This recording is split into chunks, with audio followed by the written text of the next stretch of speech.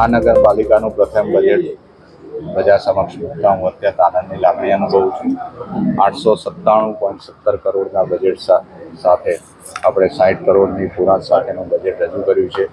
આ બજેટમાં તમામ બાબતો મુખ્યત્વે પ્રાયોરિટી આપણે નગર આયોજન, નાગરિક સુવિધાના કામો, પર્યાવરણના કામો, પર્યાવરણ જાળવણી સાથે નાગરિકોને તમામ સુવિધાઓ મળી રહે આગામી સમયમાં, અને આ ફક્ત 1 વર્ષ માટેનું નહીં પણ આવતા 5 વર્ષ માટેના આયોજનને આવરી લઈને અમે આ બજેટ પ્રજા સમક્ષ રજૂ કર્યું છે.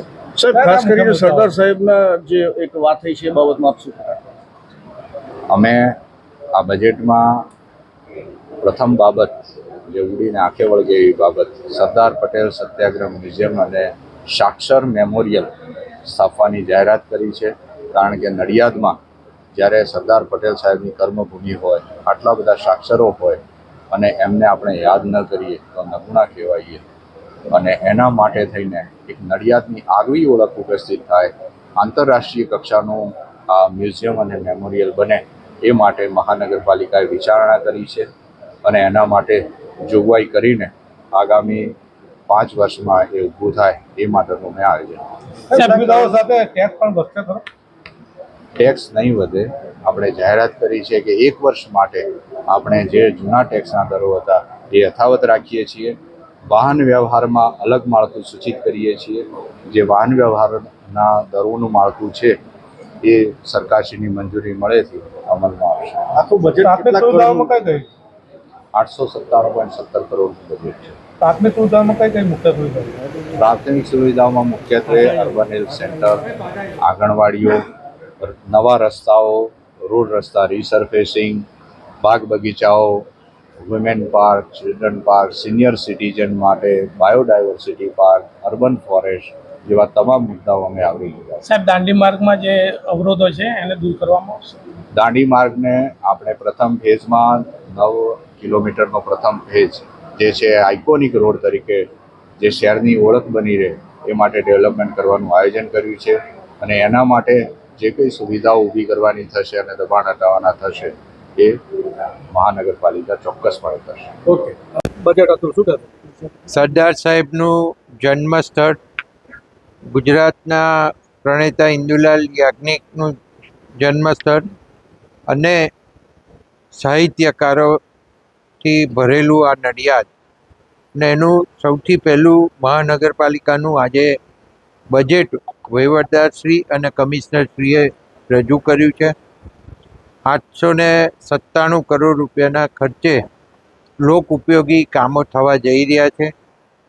આ કામની અંદર ઘણા બધા કામો એવા છે કે એ સ્ટ્રોમ વોટર ડ્રેનથી માંડી, નવા બસ સ્ટેન્ડથી માંડી, શોપિંગ સેન્ટરોથી માંડી, નવા ફાયર સ્ટેશનોથી માંડી, નવા રસ્તાઓથી માંડી અનેક વિવિધ સુવિધાઓ પાણીની હોય, ડ્રેનેજની હોય અને છેવાડાના માનવી સુધી પહોંચે એવું આ બજેટ રજૂ કરવામાં આવ્યું છે. અને આની અંદર મુખ્યત્વે જોઈએ તો સૌથી મોટું એક કામ જે ઉમેર્યું છે એ મને એવું લાગ્યું આ બજેટની અંદર કે અમે રજૂઆત કરી હતી કે જે રેલવેનો ઓવરબ્રિજ બની રહ્યો છે જે પૂર્વ અને પશ્ચિમને જોડી, અને એક એનો છેડો સ્ટેચ્યુએ ઉતરે છે, બીજો છેડો એ સંતરામ તરફ જાય છે. તો આખો જે સિટીનો દાંડી રોડ છે, આ દાંડી રોડ તમે આ નડિયાદ એટલું બિઝી થઈ ગયું છે કે અહીંયા સવારે લગભગ 10થી 15 હજાર લોકોની અવર જવર ગામડામાંથી ખરીદી માટે હોય કે કોઈ પણ કારણસર નડિયાદની અંદર આવતા હોય છે.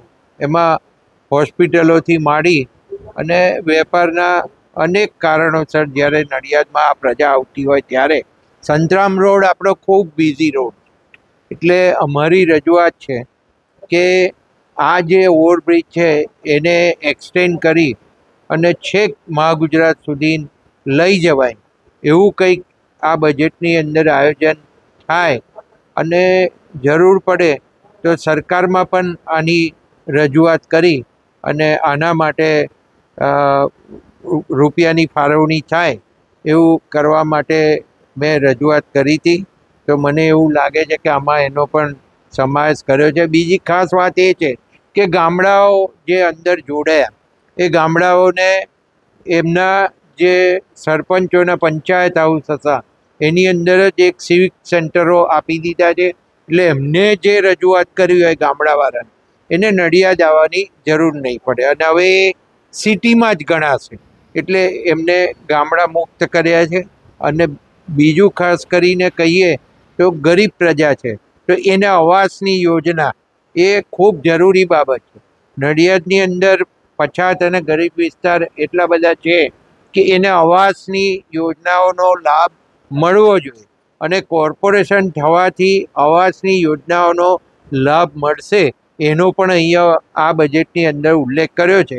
એટલે આવનારા દિવસોમાં જેટલી પણ ગરીબ વસ્તી છે ત્યાં આગળ પ્લાનિંગ થઈ અને નવા આવાસ, મલ્ટી સ્ટોરી આવાસ બને અને એ લોકોને રહેઠાણ માટેની યોગ્ય જગ્યા મળે અને બાકીનો ભાગ એમનો ડેવલપ થાય અને ત્યાં ગાર્ડન અથવા બગીચા બને, તો એ લોકોને પણ ખૂબ સારી સુવિધા પ્રાપ્ત થાય એવું પણ આ બજેટની અંદર જોવા મળી રહ્યું છે.